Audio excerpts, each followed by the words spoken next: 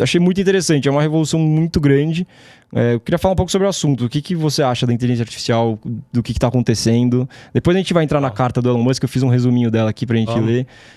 Vamos lá, é bastante coisa, né? Acho que antes é importante a gente dar um resumo, né? Porque parece que a gente dormiu e acordou e tinha uma revolução acontecendo. Exato, foi um negócio muito rápido, muito loucura, cara. Mas então, um pouco de histórico, assim, né? A inteligência artificial existe há bastante tempo já, né? Sei lá, uns 30 anos que já existe a tecnologia, não como é hoje, mas os conceitos, né? De redes neurais. O que é inteligência artificial? Na verdade, é isso que eu ia te perguntar, porque tem uma diferença entre uma automação e uma inteligência artificial, né?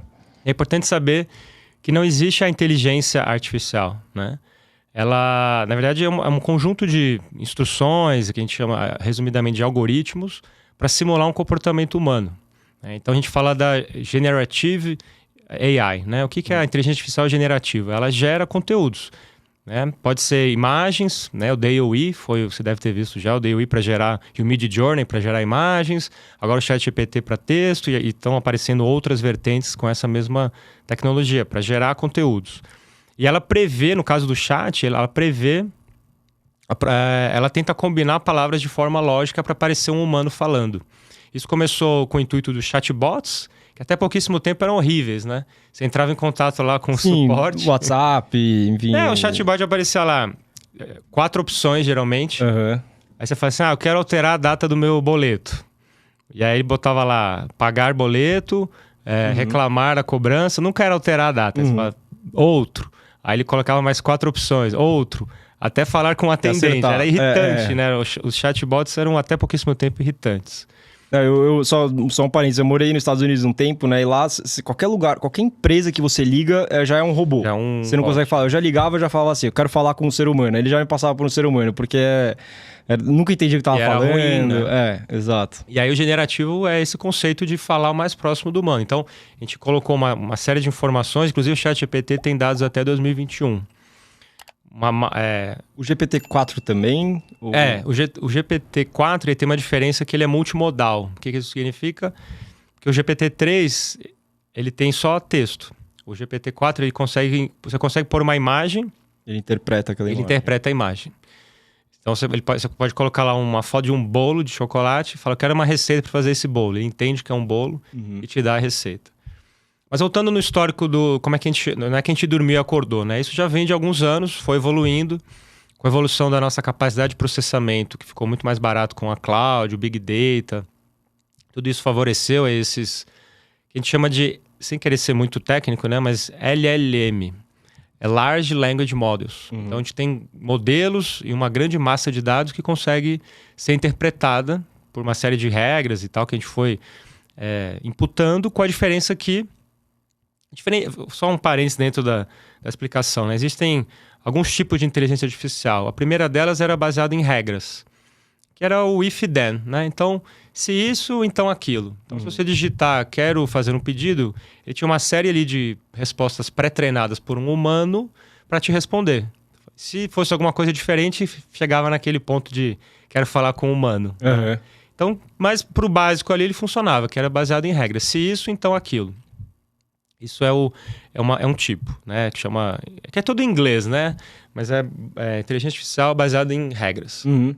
Depois teve um segundo tipo, uma evolução disso, que é o modelo supervisionado.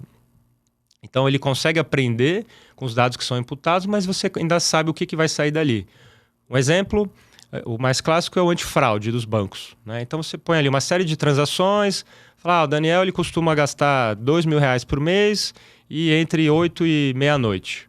Então, se tem uma compra de R$3.000 às 3 da manhã no mercadinho do Zé, tá estranho, não é parecido com aquela massa de dados dos clientes do cartão, nem o próprio comportamento do Daniel, ele soa um alarme. Ele acende um farolzinho ali. Isso é um básico. Aí vem uma terceira, que é o unsupervised, né? O não supervisionado, que é a inteligência artificial aprender com ela mesma. Por isso que começa a ser, aí sim, uma inteligência... bem aspas aí, porque né, o Elon Musk está preocupado com o rumo que isso está tomando, mas a gente já fala disso. Mas é basicamente você saber o que você não sabe. Então, no caso da fraude, eu pensei antes o que poderia acontecer. A sua compra às 3 da manhã não faz sentido, vamos bloquear. Só que ao invés de ter um humano ali olhando, é a máquina que interpreta. Essa outra, o unsupervised ali, né? A própria máquina gera coisas que eu não sabia. Então, isso gera, por exemplo, você costuma comprar refrigerante, sei lá. Isso, um exemplo que é um clássico aí é a venda de fraldas e cerveja no mercado, né? Uhum. Então, se você está isso para o mercado físico. A gente conseguiu pesquisar lá os varejistas que provavelmente um pai de família ia comprar fralda para o filho e levava a cerveja, aproveitava, né? Então ele dava um cupom de desconto na fralda ou na cerveja por conhecer aquele usuário. Cara. Mas isso para o mundo virtual é identificar coisas que não eram conhecidas antes. Em termos leigos, é isso, né? Mas voltando na questão ali do Walter Longo, que eu admiro também, e todas essas preocupações, né? Dado esse histórico da inteligência artificial, já vamos falar dos impactos, mas como é que a gente acordou com isso, né? O Elon Musk, junto com o Sam Altman, o Elon Musk ajudou, né, com funding, a fundar o OpenAI. Que ele tinha uma ideia uma premissa de ser non-profit, né? Não sem fins lucrativos. Era um instituto com todo esse avanço da inteligência artificial para investir mais, para pesquisar, para ser um centro de excelência em inteligência artificial.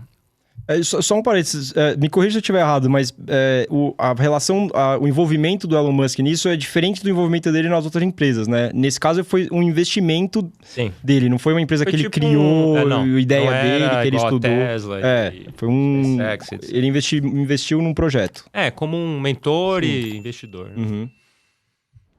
Porque era sem fins lucrativos. A Microsoft teve uma sacada muito boa, ela colocou $1 bilhão em 2018, se não me engano. Nossa, de 2018? Tô dizendo que não foi do dia pra noite que as coisas aconteceram. Eu achei que tinha sido mais recente isso da Microsoft. Então, essa primeira investida, posso estar enganado, não sei se foi 18 ou 19. Aí eles foram evoluindo, crescendo, tal, ainda sem fins lucrativos. E agora, mais recentemente, com esses avanços das tecnologias cognitivas que a gente chama, né? Que simulam... Foi justamente aí que o Elon Musk saiu, né? Ele saiu em 2018, eu acho. Foi bem quando a Microsoft... ele fez aquele investimento e estava acompanhando ali e tal, né? De longe. E a empresa seguiu, esses modelos neurais foram avançando, a tecnologia foi evoluindo, testaram outras coisas antes, começou com o DALL-E, né? Que você deve ter visto lá para gerar imagens. Esse daí ele é no Discord, não é? Não, o DALL-E é um dos produtos do OpenAI que também gera imagens. OpenAI, é verdade. Não, eu baixei um outro, eu queria fazer Você fala assim, eu quero um urso numa prancha, numa praia, no modelo do Picasso. Ele faz a imagem ali. Né? Já foi uma primeira febre ali, todo mundo começou a falar disso. Inclusive uma empresa recente teve um boom aí, não sei se você viu. Pra você fazer avatares, que era pago, inclusive. Sim, que é uma empresa russa.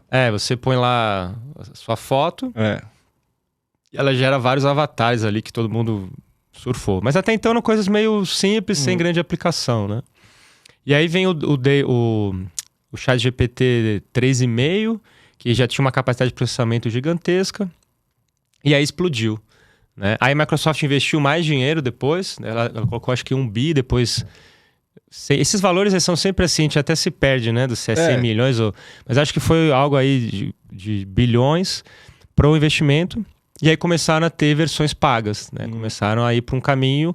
A Microsoft, sabiamente, né? Você está falando do Satya Nadella, ele tem essa visão muito, muito à frente, assim, né? Ele fez movimentos muito assertivos, principalmente pensando em empresas, né? No mercado corporate, porque aí a Microsoft nada de braçada, porque ela começa a integrar com a suíte do Office, do Windows, enfim. Aí ela começou a integrar com seus produtos, né? Pela parceria que eles tinham ali de troca de conhecimentos. Então, ela lançou o Copilot para o GitHub. O GitHub a Microsoft comprou, é uma plataforma de código. E ela lançou esse Copilot, que era o quê? Você usava a inteligência artificial para fazer o código. Então você não precisa começar do zero ali, uma tela em branco e ficar codando. Ele já te auxiliava em blocos, você fazia pequenas edições. Isso já existia também antes do hype aí, né? Aí vem o ChatGPT. Esse ano a gente está gravando aqui finalzinho de março, parece que a gente está há 5 anos falando disso, porque todo dia acontece alguma coisa, difícil até de acompanhar, mas comecinho de 23 começa esse boom, e aí vem o ChatGPT, e aí um dado interessante é que ele chegou em 1 milhão de usuários, se não me engano, em 5 dias ou 6 dias. Tem até alguns gráficos rolando aí que mostram, né? A adoção da internet, sei lá, demorou não sei quantos anos. A adoção do celular, vários anos. O Instagram demorou, sei lá, 8 meses. O deles foram 2 semanas. ChatGPT foram 5 dias para 1 milhão e 2 meses para 10 milhões, uma coisa assim. 100 milhões, eu acho. 100 milhões. 100 milhões, 100 milhões em 2 meses, que é o recorde de qualquer aceitação. Aí a Microsoft vem, integra com o Bing para brigar com o Google, né? Então, antes que você fazer uma busca ali no Google, agora você tem um ponto único de pesquisa, que é o ChatGPT. Então, é uma fonte de informação gigantesca que gera... Aí vamos falar agora um pouco do que você estava comentando lá, dos riscos, né?